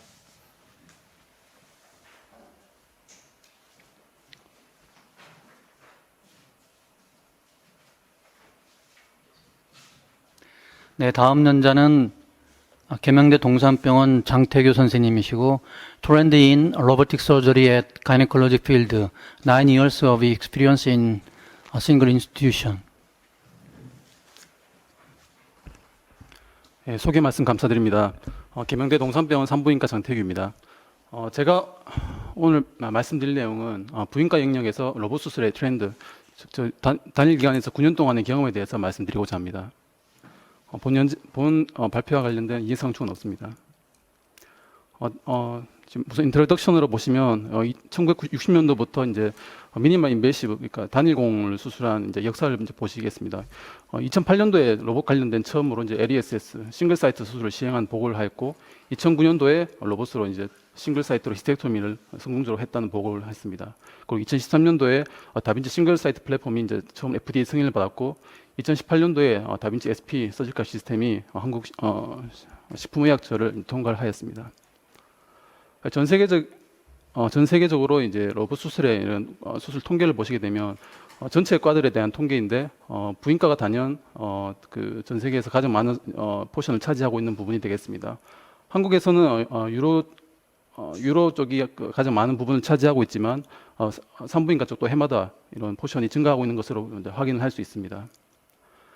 그리고 이 통계는 2016년도에 발표된 논문으로 2014년도까지 서구권에서 히스테렉토미를 어떤 식으로 하는지 이런 통계를 내는 것인데 2010년도까지는 옵토미널 히스테렉토미가 가장 많았지만 2010년도 이후에는 이제 그 라파로스코픽 그리고 그 이후에는 로봇이 거의 동일한 수준으로까지 올라가는 것을 확인을 할 수 있습니다. 그리고 아마 또 최근 통계를 내보면 이것이 더 이제 역전됐을 수도 있을 것 같은데 확인을 해봐야 될 것 같습니다. 그래서 한국에서 이제 싱글 사이트와 멀티포트 이런 수술 통계를 보시게 되면 2008년부터 2017년까지 이제 멀티포트를 쭉 시행하다가 2013년부터 이제 FDA 승인을 받아서 한국에서도 이 싱글 사이트의 비율이 점차 증가하고 있는 것을 확인할 수 있습니다. 그리고 다빈치 시스템의 이런 그 기계 발전을 보시게 되면 SI, XI, SP까지 최근에 이제 이렇게 도입을 하게 되었고 이러한 흐름은 아마 멀티포트에서 싱글포트 그리고 더 나아가서는 이제 이런 SP 시스템을 통해서 더욱 정교하게 수술을 시행하고자 하는 이런 그런 환자들과 의료진의 이런 마음이 있을 것입니다. 그래서 본 연구의 이제 목표를 보시게 되면 지난 9년 동안 로봇 수술을 부인과 영역에서 시행한 환자들에게 있어서 서지컬 트렌드 그리고 클리니컬 아웃컴을 한번 분석해 보았습니다. 2011년부터 2019년까지 9년간이고 GY 파트에서 수술받은 로봇 수술 받은 모든 환자들 그리고 레트로스펙티브하게 환자 데이터 분석을 하였습니다. 먼저 전체 환자는 1,309명으로 평균 나이는 43세이며 수술 히스토리는 시색을 포함해서 대략 한 30% 정도 확인됩니다. 그리고 싱글 사이트와 멀티 사이트를 구분을 하였을 때 대략 한 75% 정도를 싱글 사이트로 수술을 하였고 멀티포트는 한 24% 정도 됩니다. 그리고 본원에서는 이제 XI로 가장 많이 수술하였는데 이제 2018년까지 XI 기계가 있었고 본원에 이제 X랑 XI가 2019년부터 도입이 되었기 때문에 비율이 좀 낮은 것으로 확인이 됩니다. 최근에는 이제 X랑 XI에만 수술로 진행을 하고 있습니다. 다음으로 보시면 이제 서지컬 인디케이션을 보시겠습니다. 비나인과 말리건트를 보시게 되면 전체 1,065명의 환자, 81% 환자를 이제 비나인 수술을 하였고 244명, 18.6%를 캔서 수술을 시행을 하였습니다. 그 중에서 대략 한 마이오마랑 아디노마이시스가 환자의 절반이 넘는 60% 정도 수술을 시행을 하였고 캔서 중에서는 서비컬 캔서가 10%로 가장 많은 포션을 차지하고 있었습니다. 그리고 멀티포트와 싱글포트, 서지컬 프로시저를 나누어 보았을 때 멀티포트를 시행한 환자군에서는 라디컬 히스테렉토미를 대략 한 86명 정도로 가장 많이 시행을 하였고 아디노마이시스 그리고 마이맥토미 등의 이런 수술을 대략 한 6%, 5% 정도 수술을 시행을 하였습니다. 그리고 싱글포트 수술은 마이맥토미랑 심플 히스테렉토미가 대략 60% 정도 가장 많은 포션을 차지하고 있었고 라디컬 히스테렉토미 그리고 스테이징 OP 이런 순으로 이제 진행을 하였습니다. 그래서 싱글 사이트 죄송합니다. 멀티포트 프로시저가 되겠습니다. 그래서 라디컬 히스테렉토미를 가장 많이 시행을 하였고 트리플 OP가 84명, 마이맥토미, 싱글 스테이징 OP가 순위되어 있고 싱글포트 오퍼레이션 989명을 분석을 하였을 때 히스테렉토미랑 심플 히스테렉토미, 마이맥토미가 대략 한 60% 그리고 스테이징 그리고 아드넥설 서저리가 그 다음을 차지하고 있었습니다. 그리고 서지컬 아웃컴을 한번 분석을 해보았을 때 싱글 사이트와 멀티 사이트를 분석을 하였고 싱글 사이트에서는 대략 한 19명, 1.9% 그리고 멀티포트에서는 21명, 한 6.6% 정도의 이런 차이를 보였지만 통계적인 유의성은 없었습니다. 저희가 다시 분석을 해보았을 때 아마 이런 아데노마이시스, 트리플레 오피나 아니면 뭐 휴지 마이오마 그리고 캔서 서저리가 멀티포트가 많기 때문에 이런 트랜스퓨전 레이트가 좀 올라간 것으로 생각을 하며 그에 따라서 이제 헤모글로빈 드랍 또한 멀티포트에서 조금 더 많은 이런 통계적인 차이를 보였었습니다.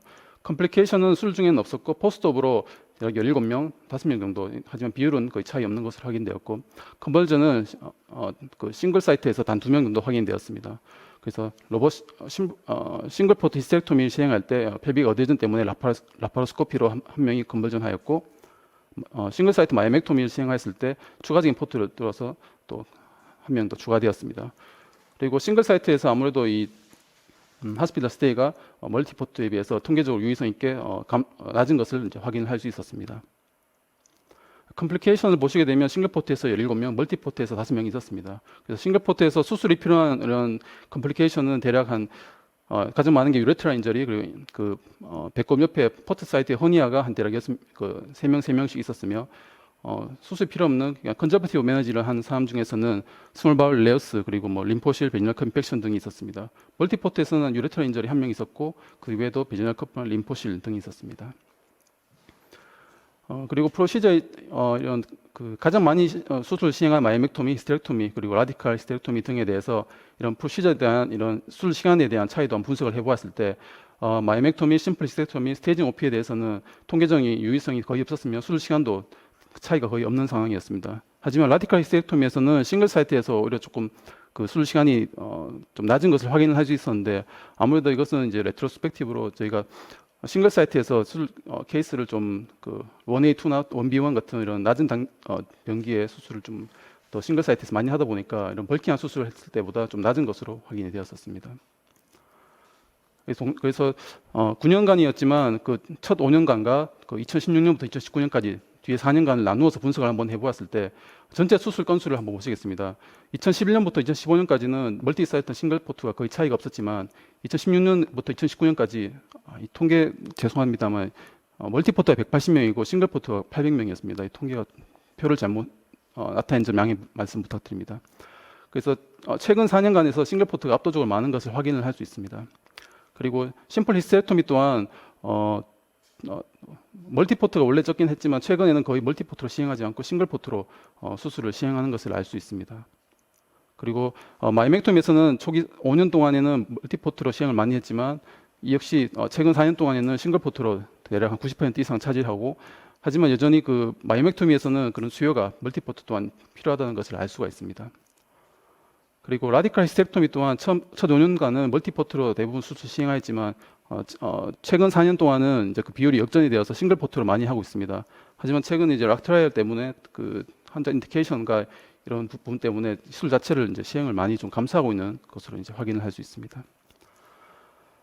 그리고 스테이징 OP 또한 멀티포트나 싱글 포트가 이 첫 5년 동안에는 멀티포트가 많았지만 최근에는 싱글 사이트로 많은 수술을 시행을 하고 있는 것을 알 수 있습니다. 결론입니다. 그래서 지난 10여 년 동안 이런 로봇 수술은 해마다 증가하고 있는 것을 확인을 할 수 있습니다. 그래서 2013년도에 싱글 플랫폼이 도입된 이후 싱글포트, 특히 2015년도 이후에는 싱글포트 서저리가 대략 한 7에서 80% 정도 수술을 차지를 하고 있습니다. 향후 싱글포트 서저리는 SP 시스템이 도입이 됨에 따라서 그 비율이 더 늘어날 것으로 이제 예상이 됩니다. 하지만 멀티포트는 이런 뭐 캔서 서저리나 트리플레 오퍼레이션 같은 이런 하이 퀄리티 수술에서는 여전히 그 수요가 있을 것으로 이제 예측이 됩니다. 제가 말씀드린 내용 여기까지입니다. 감사합니다. 네, 수고하셨습니다. 네, 지금 그 싱글 포트하고 멀티 포트에서 입원 기간에 차이가 있다고 나왔는데 그 이유가 뭔가 하고요. 예. 또 하나는 지금 싱글 포트가 계속 케이스가 많아지는 건 전 세계 추세가 맞는데 마이맥토미하고 꼬맬 때 이 싱글 포트로 꼬매는 게 멀티 포트보다 거의 비슷하게 간다고 보시는지 현재? 첫 번째 질문은 그 입원 기간 차이 말씀. 처음에 저희가 2011년부터 2015년까지 그 입원 기간 대부분 멀티포트를 했을 때 그때는 그 수술 시행한 지 얼마 되지도 않았을 때고, 그다음에 환자를 아무래도 이제 그때는 이제 바로 박테리인을 대부분 다 삽입을 해놓은 상태라서 입원 기간이 그때 확실하게 싱글포트는 보다는 한 10여일 이상 초반이 길었지만 최근에는 싱글포트를 해도 저희는 이제 캔서 서저리를 해도 어지간하면 바로바로 넣지 않고 하기 때문에 이제 입원 기간이 거기에 따라서 확연하게 최근 한 3, 4년 동안 많이 줄어들었습니다. 그래서 그런 차이로 인해서 입원 기간이 차이가 많이 났었고, 두 번째 질문은 싱글 사이트랑 멀티포트를 했을 때 당연히 마이맥토미 수처 이런 앵글 따지면 당연히 멀티포트가 훨씬 낫긴 하지만 최근에 이런 바버드 수처라든지 이런 컨티뉴어스 수처가 많이 발전됨에 따라서 싱글 사이트로도 크게 무리 없이 진행은 하고 있는 것으로 알고 있습니다. 하지만 멀티포트로 했을 때만큼 그 힘이 가질런지는 저도 그런 부분에서는 약간 좀 걱정스러운 부분은 사실 조금 있습니다. 그러면 그 질문에 이어서 그 싱글 여자분들 결혼하기 전에 마이맥토미 싱글 사이트로 했고 나중에 임신했을 때 문제 컴플리케이션 생기는 건 그런 거는 아직 팔로업 데이터는 없으시고 싱글과 멀티를 비교를 해서 그것도 한번 통계를 내봐야긴 하겠지만 제가 받는 케이스는 몇 건 정도 이렇게 그 수처 사이트로 이제 벌징이 되면서 이렇게 그런 케이스 몇 케이스 있었던 것 같은데 제가 통계까지 내보진 않아서 확인을 나중에 해봐야 될 것 같습니다. 제가 코멘트를 하나 드리면은 저희가 개복을 해서 마이오믹토미를 한 1,500명 해서 1,500명 임신했는데 그 중에 한 명도 자궁이 안 터졌어요. 임신 중에. 근데 한 600명 라파라스코프로 마이오믹토미하고 임신 중에 600명이 5명이 자궁이 터졌습니다. 그래서 자궁 천공이 5명 터지는 사람 중에 서브시로자리 3명이나 있었어요. 우리가 떼고 제대로 꼬매지 않고 묶고 그냥 지지고 브리딩 없다고 해서 끝내면 임신 중에 터질 확률이 굉장히 높아집니다. 그래서 이 임신해야 될 사람 마이오믹토미는 내가 제일 정확하게 꼬매고 제일 안전하다고 생각하는 거를 지금도 저희는 이 가리키는 거를 꼭 그렇게 하고 있어요. 네, 다음 지금 질문이 들어왔는데 지금 시간 때문에 그냥 넘어가겠습니다. 네, 감사합니다. 저 이제 마지막 강의입니다. 그래서 서울 아산병원의 박민정 선생님이시고요. 베바시즘의 induced intestinal perforation in patient with gynecologic cancer retrospective cohort study입니다. 안녕하십니까. 서울 아산병원 산부인과 임상강사 박민정입니다. 저는 부인암의 치료제로 쓰이는 베바시주맙이 리얼월드에서 일으키는 인테스티널 퍼포레이션에 대한 발표를 하겠습니다. 베바시주맙 브랜드 네임 아바스틴입니다. 이는 VEGF의 모노클로날 안티바디입니다. 2004년 2월 콜로렉탈 캔서에서 5FU와 병합요법으로 FDA 승인을 받은 것을 시작으로 해서 현재 콜로렉탈 캔서, 런캔서, 리커런트 글라이오블라스토마, 레날셀 카시노마 등 여러 암종에서 쓰이고 있으며 특히 자이네콜로지 캔서에서 단독 혹은 병합요법으로 사용되고 있습니다. 신생혈관의 그로스를 억제시킴으로써 튜머를 스터베이션 시켜서 그로스를 막거나 속도를 늦춘다는 아이디어로 시작되었습니다. 하지만 블러드 베슬의 그로스를 이니비션 시키는 기전과 관련해서 블리딩 리스크가 높아지거나 하이 BP, 헤데익 등의 사이드 이펙트가 생길 수도 있고 또 더 시비어하게는 게스트로 인테스티널 퍼포레이션을 유발할 수 있다는 우려가 있습니다.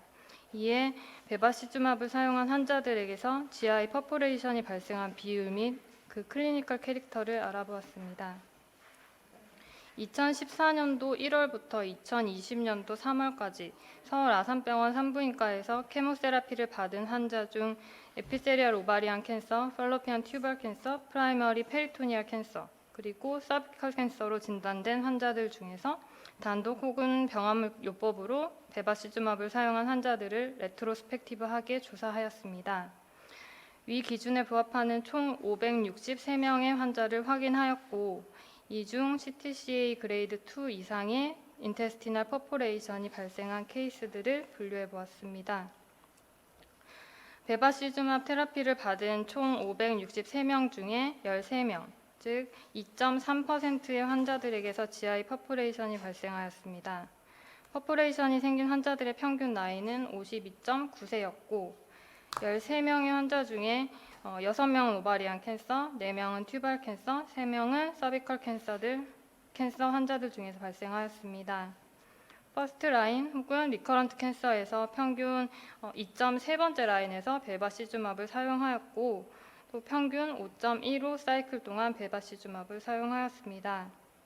퍼포레이션이 발생한 환자군 중에서 4명이 인트라오퍼러티브 바울 서저리를 받았는데 3명은 LAR, 1명은 스몰 바울 익시전을 시행한 히스토리가 있었습니다. 퍼포레이션 사이트는 스몰 바울이 7명이었고 콜로렉툼 사이트가 6명이었습니다. 다음은 캔서 종류별 퍼포레이션이 발생한 환자들의 테이블입니다. 먼저 오바리안 캔서에서 퍼포레이션이 된 환자들의 나이는 다음과 같습니다. 스테이지는 1C부터 4B까지였고 히스톨로지는 5명이 시러스 칼시노마, 1명은 엔도메트리오이드 아데노칼시노마였습니다. 이전 GI 쪽 병력이나 수술력은 없었고 6명 중 4명이 수술 중 바울 서저리를 받았습니다. 이들은 파클리탁셀, 카보플라틴 베바시주맙 또는 PLD 베바시주맙 또는 토포테칸 베바시주맙 또는 베바시즈맙 단독 요법으로 쓰였고 퍼포레이션 발생 후 6명 중 1명은 제네럴 컨디션 저하로 수술을 시행하지 못했습니다. 다음은 튜벌 캔서에서 GI 퍼포레이션이 발생한 4명의 환자에 대한 테이블입니다. 나이는 50세에서 65세였고 스테이지는 3B 또는 3C였습니다. 이전에 GI 쪽의 과거력 또는 수술 중 장수술을 받은 히스토리를 가진 환자는 없었습니다. 2명은 퍼포레이션 직후에 수술을 시행하였고 2명은 컨디션 저하로 시행하지 못하였습니다. 마지막으로 서비컬 캔서에서 GI 퍼포레이션이 발생한 3명의 환자에 대한 테이블입니다. 환자의 나이는 56, 66세, 69세였고 스테이지는 3C1P에서 4B까지였습니다. 히스톨로지는 모두 스퀘어머스 셀 카시노마였습니다. 이전에 바울 서저리나 수술 중 바울 서저리를 한 히스토리는 없었고 케모 레지멘으로는 파클리탁셀 시스플라틴 베바시주맙을 사용하였습니다. 다음 테이블은 베바시주맙에 대한 여러 RCT 중에서 사이드 이펙트의 발생률이 제시되었던 몇몇 연구들입니다. 우선 GOG 0218은 스테이지 3의 서브옵티말 디벌킹이나 스테이지 4의 에피세리얼 오바리안 캔서들의 환자들에서 프론트 라인으로 베바시주맙을 사용했던 연구입니다. 파클리탁셀 카보플라틴에 베바시주맙을 추가하거나 아니면 그 2가지 항암제를 썼던 환자들을 비교한 연구였고 이 중에 이 연구는 퍼포레이션 단독으로 사이드 이펙트를 비교한 것은 없었고 GI 이벤트 토탈해서 베바시주맙을 사용한 군에서는 2.8%, 2.6%의 GI 이벤트가 발생하였고 베바시주맙을 사용하지 않은 군은 1.2%로 보고되었습니다. 그리고 오션스 트라이얼은 플래티늄 센서티브 리커런트 오바리안 캔서에 대한 연구입니다. gemcitabine 카보플라틴에 플라시보를 추가하거나 베바시주맙을 추가한 후 비교를 하였고 이 중에 GI 퍼포레이션이 발생한 비율은 베바시주맙을 추가한 그룹에서는 0.8%, 플라시보 그룹에서는 0.4%로 보고되었습니다. 그리고 플라티늄 레지스턴트 리커런트 오바리안 캔서에 대한 연구인 아우렐리아 연구에서는 GI 퍼포레이션의 비율이 베바시주맙을 추가한 그룹에서는 2.2% 보고되었고 컨트롤 그룹에서는 보고되지 않았습니다. 마지막으로 서비컬 캔서 4B에 대한 연구인 GOG 240 연구에서는 GI 퍼포레이션은 관찰되지 않았고 GI 피스출라가 관찰되었습니다. 베바시주맙 그룹은 5% 비율로 관찰되었습니다. 따라서 수술 소견상 렉토 시그모이드 인베이전 또는 CT상의 인베이전이 있는 오바리안 캔서 또는 GI 옵스트럭션 증상을 동반하는 난소암 환자의 경우에는 베바시주맙의 사용을 피하는 것을 권고하고 있고 또 수술이나 CCRT 등을 시행한 경우에는 6주 이후 그리고 RT 치료 이후에는 최소 3주의 기간을 두거나 퍼포레이션 또는 피스출라 등이 실제 발생할 경우에는 베바시주맙의 사용을 금기하고 있습니다. 베바시주맙의 단독 혹은 병합요법으로 부인한 환자들의 프로그레션 프리 서바이벌이 향상되었습니다. 아바신을 사용한 환자들에게서 GI 퍼포레이션이 실제 발생할 확률은 매우 낮았지만 퍼포레이션이 실제 발생할 경우에는 매우 치명적일 수 있습니다. 따라서 환자의 히스토리나 약제 사용 전 환자의 컨디션 등을 종합적으로 고려해서 좀 더 신중하게 사용하고 모니터링해야 할 것입니다. 감사합니다. 네, 시간 잘 지켜줘서 감사합니다. 사실 베바시주맵이 2 내지 5%의 바울 퍼포레이션이라면 무지 높은 거죠. 우리가 쓰면서 굉장히 스트레스풀한 건데 아무튼 요즘에 많이 쓰고 있기 때문에 잘 보시면서 썼으면 좋겠습니다. 시간 관계상 이상으로 마치겠습니다. 감사합니다.